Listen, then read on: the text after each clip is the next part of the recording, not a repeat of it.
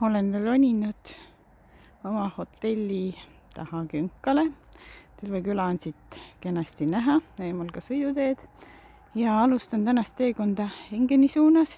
Esimene vahepeatus on Landen ja üritaks saada sinna niimoodi, et sõidutäelt mööda ei kõnni. Aga vaatab, kas õnnestub.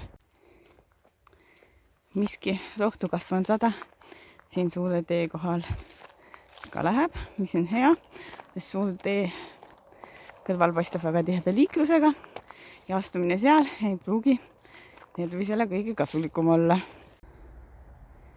Siin Randeni lähistel, see on siis Randen siit tulemas, saingi kätte oma põhilise matkatee, mis hetkel on siis Freiburgist Konstantsini viiv rada. See läks üllatavalt kiirelt ja lihtsalt. Randeni asula saab tegelikult küll läbi, ma ei tea, miks see silt siin on, aga järgmine sihtpunkt meil on Liederschingen, mis tähendab vahesihtpunkt. Ja selliste ägedate kivideni jõudsin.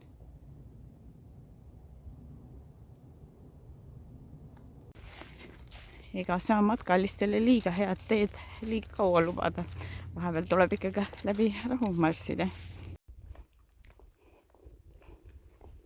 All ongi siis järgmine väike vahesihtpunkt. Külakene niimoodi ilusasti siin põldude ja roheliste aastate vahel. Ja astun läbi Liederschingeni küla.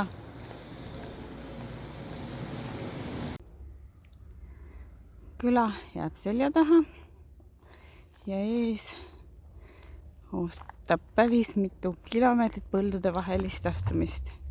Et mida peaks ütlema? Edasi Engeni poole. Vahepeale mingeid suuremaid ja olulisemaid asulaid kaldi järgi ei jää. Ja ilm kisub soojaks, nii et küll ma ei tohiks hakata. Sisse ma sinna küll ei lähe, ent see asula, selle all peaks olema Tengen. Ja siin on meil Helmut Suure plats. Võt, milline koht. Aga matkatee läheb teisele poole. Vaateid Tengenile pakutakse ka pisut teise nurga alt. Aga mis on veel tähelepanuväärne? Mäed seal on juba mõnevõrra teistsuguse kujuga kui eelnenud Mustametsamäed. Alt peaks paistma Vatteltingen, kuhu ma samuti ei lähe. Aga ise olen jõudnud mingisuguse premium matkaraja autoparklasse. See siis seletab, miks siin kandis nii palju rahvast on. Ühed tulevad sealt. Mida? Kaardi järgi arvasin, et tuleb üsna iga põlluvahetee. On tegelikult päris huvitav korralik puhkeala. Ja ehkki siin metsa nii palju ei paista, siis jalutuslada on üsna palju puude vilus. Ja keegi on siin miskit tule peal küpsetanud. Mingisugune kivi ja matkaonnikene. Seal all kaugel vist paistavad Engeni majad.